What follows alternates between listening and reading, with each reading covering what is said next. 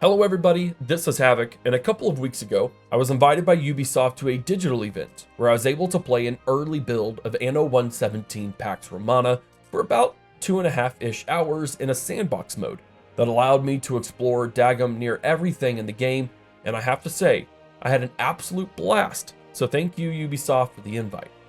Today I'm going to show you everything new and improved from what I played, from new needs and attributes to the gods and research, even touching on the new 45 degrees construction, and just a tiny bit on the military side, because yes, armies and walls are back in the franchise.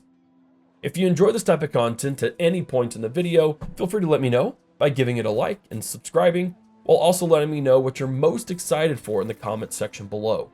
Second, fair warning, this is an early and unfinished build, so things are subject to change. Lastly, if you want a more in-depth look into the game, feel free to check out my other video focusing on my first impressions, as this will very much be surface level info in this video. With all that aside, let's look at 10 new and improved mechanics in Anno 117 Pax Romana, beginning with optional needs. Whereas in Anno 1800 you had very defined, immovable requirements to fulfill your population's needs, Anno 117 now provides multiple choices for fulfillment. For instance, your Libertas pops can now fulfill their food needs with sardines or porridge, their clothing needs with tunics or hats, their public service with a market or a tavern. The same applies to higher level pop, although they will still at least need one of the lower status needs fulfilled. Each of these optional needs provides their own attributes, meaning it may be more valuable to provide sardines that give you a +1 population and +1 income than porridge, which just provides +2 population. Now, you can fulfill both, and by doing so, you would gain +3 population and +1 income per fulfilled household, which is applicable to all optional needs. This may sound a bit too familiar, just receiving population, income, or happiness, so let's break the comfort and talk on all the new attributes. Attributes are not new, but they've been greatly expanded, now encompassing population, income, belief, knowledge, prestige, health, happiness, and fire safety. Each of these attributes are now concrete elements to your city, represented by numbers at the top of your user interface bar. This makes certain buildings have significantly more impact on your city. Markets boost your happiness and income, your vigilas or fire station boost your fire safety rating, a grammaticus boosts your gain of knowledge for research, and sanctuaries provide both happiness and faith, research and faith being something we'll address in a tiny bit. These new attributes provide you with a greater sense of weight to city layout, less about arbitrary statistics, and more logical uses for buildings in the game. There's another essential element to buildings while we're talking about them, and they are building buffs. Like attributes, building buffs are not necessarily new, but they are improved, and builds on top of the attribute system in the game by providing buildings within its radius with additional buffs. Take the Vigilas we just mentioned. Yes, it increased the fire safety overall within your city, but specifically within its radius, it provides a +2 fire safety rating, reducing the chance of a fire within that area. Debuffs can happen as well, as the bakery provides +2 income, but also gives its buildings a -2 fire safety debuff, causing a rise in the potential for fire to break out, while also reducing your overall fire safety city rating. Like attributes, building buffs make buildings have greater value than in previous Anno games, as city layout has several more implications and a lot more potential on top of it. A note here that some building buffs do not stack, and you'll notice this by the lack of a green chevron when two buildings overlap in coverage. Those are 3 of the biggest contributions to city layout and thus have a ton of impact on gameplay, but there's still plenty of new content, such as research. Research in Anno 117 is on par with its strategy genre at large, in a very typical tech tree style, and broken up into economic, civic, and military branches. There is a large variety of research types and benefits, from unlocking new buildings that increase some attributes in a smaller area, such as latrines for health and watchtowers for happiness, to increase in production rates or even new processes, such as your charcoal kiln taking advantage of meadows instead of just woods, and even upgrades to buildings like your warehouses or expanded influence of public service buildings for wider effects. Research is gained through the knowledge attribute, primarily with the Grammaticus building and the preview build, but there is a very cool element to research that shakes up the typical model. Sprinkled throughout the tech tree are nodes that, when you hover over them, show some requirement to unlock that section of the tech tree. What I noticed most was the completion X type of building and a generation of X amount of total knowledge. This means that you don't have to start at the quote-unquote top of the tech tree and work your way down. Do you want to focus on some ship military tech? Build a shipyard, gain a lot of knowledge, and boom, that section is ready for you to research. It's a fantastic model that I really enjoyed once my demoist pointed it out to me. I wasn't able to spend a ton of time on the tech tree, thus there's not a lot I can discuss beyond this, so let's switch on to religion. Religion in Anno 1.17 is also much more concrete and tangible than any previous game, which makes sense considering there's never been a chance to worship any other gods, so why invest in a mechanic at all? Now, much like knowledge lends to research, faith lends to your religion. And by selecting from a range of patron gods, you receive buffs to specific range of resources, increased by reaching certain tiers of faith generation. Which gods you choose to serve can be changed at any time, at least by appearance, having no negative effects to it. You can also devote certain islands to certain gods, allowing for a more defined reason to specialize based on the resources within said island. Currently, there are 6 gods in the game, 4 to Rome and 2 to the Celts, although we only had 3 Roman gods in our time playing. Religion is a great addition, and the ability to have patron gods per island is exactly how I'd want such a mechanic to be used, so well done to the Ubisoft team on that front. This next one's a small and quick one, but along a more historically specific mechanic, and that's river slots. Rivers play a more important role in Anno 1.17 than they have in previous games, and are a more prominent feature of the larger islands.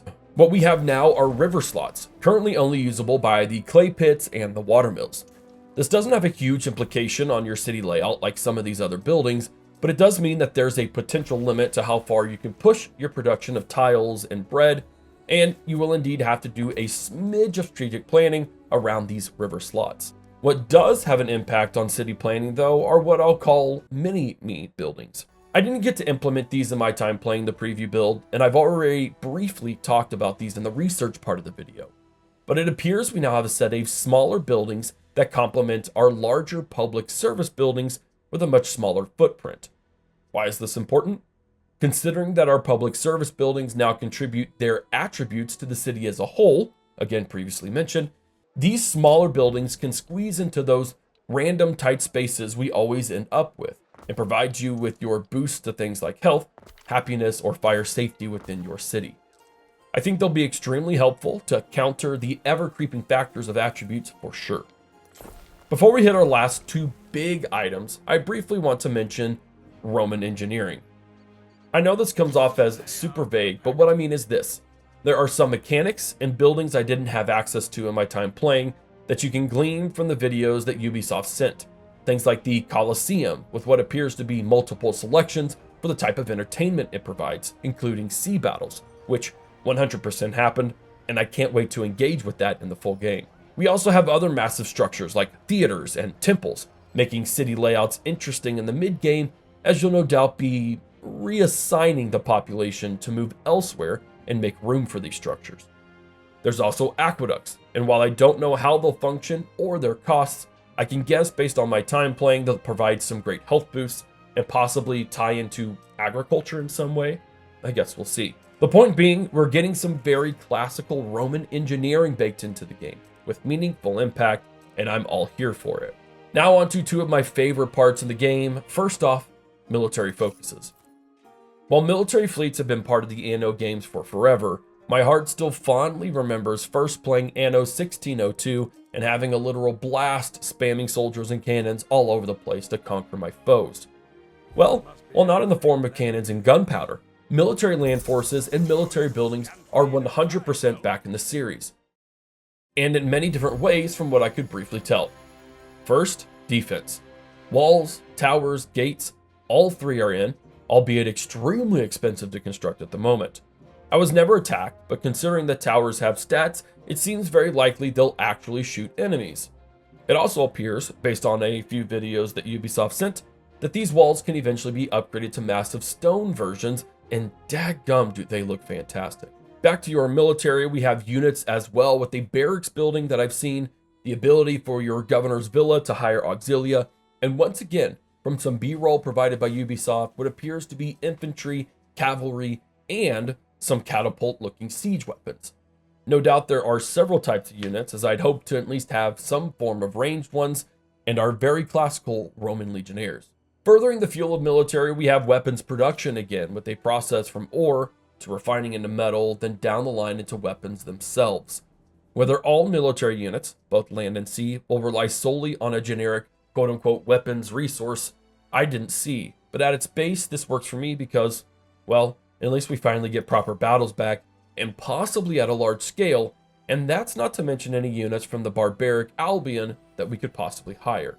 So military is back full bore in the game, which is fantastic. But our last big game changer has to be 45-degree construction.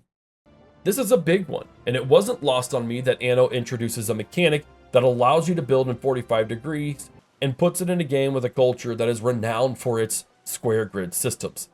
Not to say it never happened in the Roman Empire, it's just a slightly humorous timing of it all. That to say, 45-degree construction is massively impactful to your gameplay. City layouts become truly more natural looking, helping you to squeeze districts into areas that would look blocky and unnatural on your islands in the past.